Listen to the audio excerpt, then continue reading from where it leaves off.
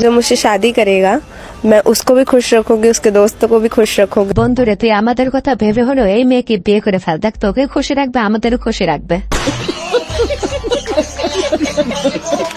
আমার একটা ছেলে বডিগার্ড চাই, সকাল 10টা থেকে রাত্রি 2টা অব্দি ডিউটি, লোকেশন শিলিগুড়ি, মাসে 20 লাখ টাকা বেতন দেবো। কেউ যদি করো আমাকে এখনই কমেন্টে জানাও। বৌদি তোমার 1 টাকাও বেতন দিতে হবে না আমাদের, তুমি শুধু রাত 2টার পর একটু দিও, আমরা ফ্রিতেই থাকবো। আরে ভাই তোমাদের মন আর পরিষ্কার হলো না, আমরা আসলে রাত 2টার পর টাকা চাইছে, তোমরা কি থেকে কি ভাবলা? বৌদি যদি নিজ ইচ্ছায় দেয় সে হিসাব আলাদা।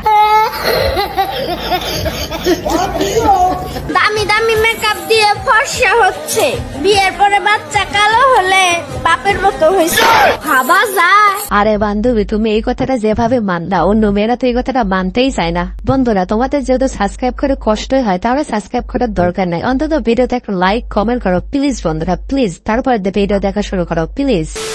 এখন কেন্দা লাভ আছে, প্রোফাইল ভিউ করা বাদ দাও, এখন সিরিয়াল অনেক আছে, তাদের সাথে তুমিও লাইনে দাঁড়াও। কি বলো বান্ধবী, ওই লারা জিনিস খেতে আবার সিরিয়াল দেওয়া লাগবে না, কথা ফিরিতে দিলেও তো কেউ খাইতে চাইবে না।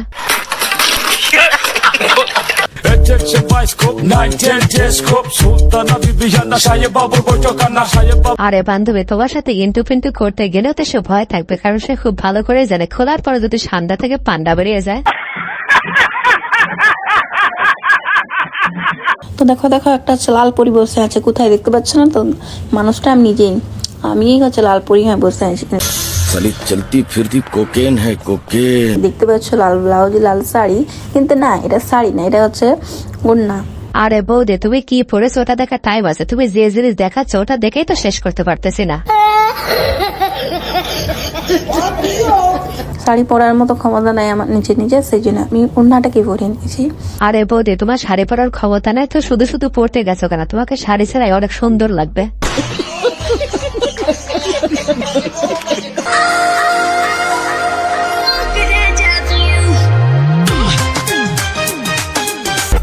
क्या माल है यार।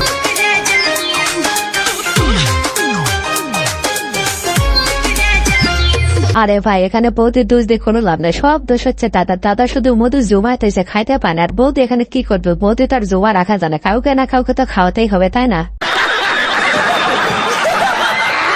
ভাই এটা কি ভাই? আরে পুরো দুধ আর দুধ, দুধে ভরা একদম ভাই, কার দুধ?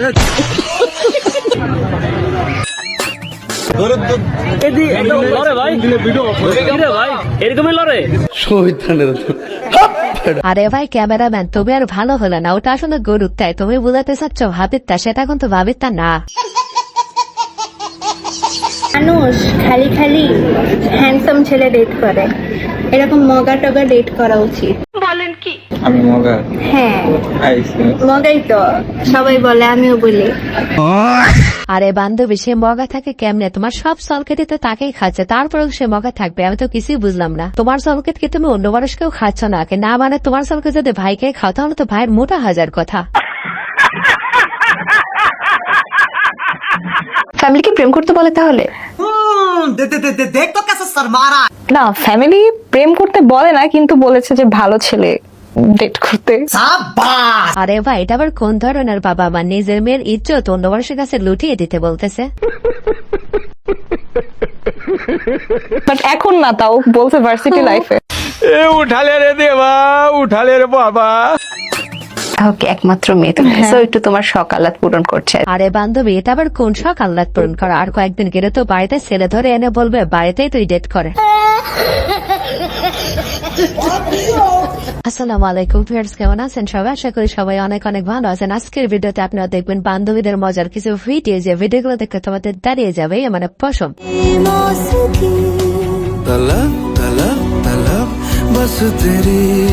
আয়েশ আরাম আর কিচ্ছু লিখে না, চোদন আর খাওন।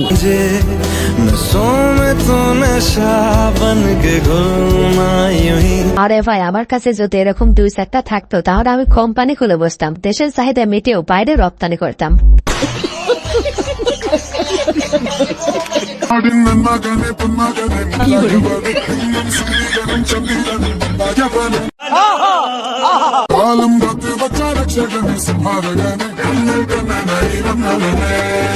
কি মোহব্বত। আরে বান্ধবী এত ধৈর্য হারা হলে হবে নাকি? আর একটু সহ্য করো, সামনে তো হোটেল, যা করার হোটেলে যাই করো।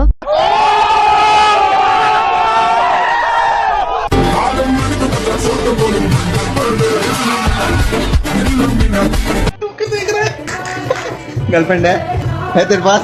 আরে ভাই আমি নিশ্চিত বান্ধবী আজকে যে মোডে আছে ভাইয়ের কপাল আজকে দুঃখই আছে।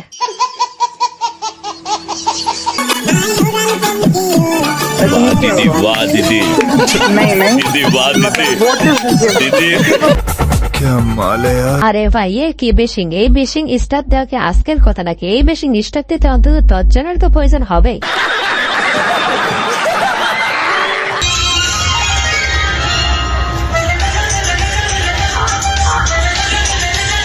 साली चलती फिरती कोकेन है कोकेन। আরে ভাই এজন্য তো বলি সিঙ্গেল পোলাপান জোয়ান বাদ দিয়ে বৌদিদের পিছে ঘুরে কেন? আরে ভাই বৌদিদের ভিতরে শুধু মধু আর মধুই।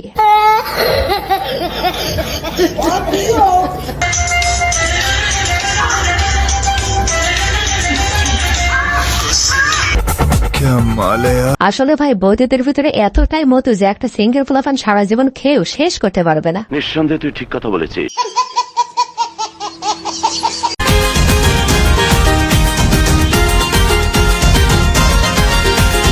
আয়েশ আরাম আর কিচ্ছু লিগে না, চোদন আর খাওন। আরে বান্ধবী তুমি যে লাল চমচম নাকি রসগোল্লা সেটা আমরা বুঝবো কেমনে? তুমি কি চেক করতে দিয়েছো নাকি?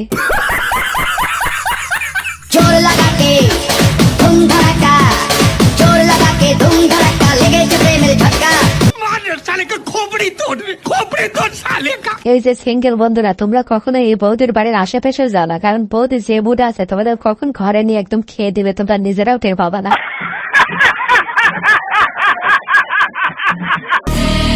আচ্ছা আপনারা 18 বছরের একটা মেয়েকে বিয়ে করে আনার পরে তার কাছে रुको जरा 40 বছরের আম্মুদের মতো যদি ধৈর্য প্রত্যাশা করেন, সেটা কি হয়? কেন হবে না? তো सबर करो। আপনারা 22 বছরের ছেলেকে বিয়ে করে কিভাবে 40 বছরের পুরুষের সফলতা আশা করেন? সেটা কিভাবে হয়? নিঃসন্দেহে তুই ঠিক কথা বলেছিস। আরে ভাই কথাটা কিন্তু একদম সত্য। তোমরা এই বিষয়ে কি মনে করো তা কমেন্ট অবশ্যই জানিয়ে তো। আফ্রিকার ছেলেদের, কারণ আফ্রিকার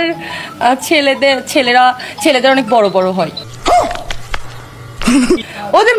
ওদের মন অনেক বড় বড় হয়, মন অনেক বড় হয়, তারা বউকে অনেক ভালোবাসতে পারে। আরে বান্ধবী মন অনেক বড় হয় নাকি ধন সম্পদ অনেক বড় হয় পাবলিক তোমার কথাই খুব ভালোভাবে বুঝে গেছে। আর বাংলাদেশের ছেলেরা হচ্ছে টাইমিং কম, মানে ওরা হচ্ছে আসলে কি, ওরা আসলে অনেক ব্যস্ত থাকে, বউকে না সেভাবে সময় দিতে পারে না, এই জন্য বললাম। বুঝো না এই ব্যাপারটা। এরা হচ্ছে মানে বাংলাদেশে বেশিরভাগ সব মানে কি বলবো ব্যস্ততা, একটু শ্রমিক টাইপের, এরা আসলে এত রোমান্টিক না, এত বোঝে না।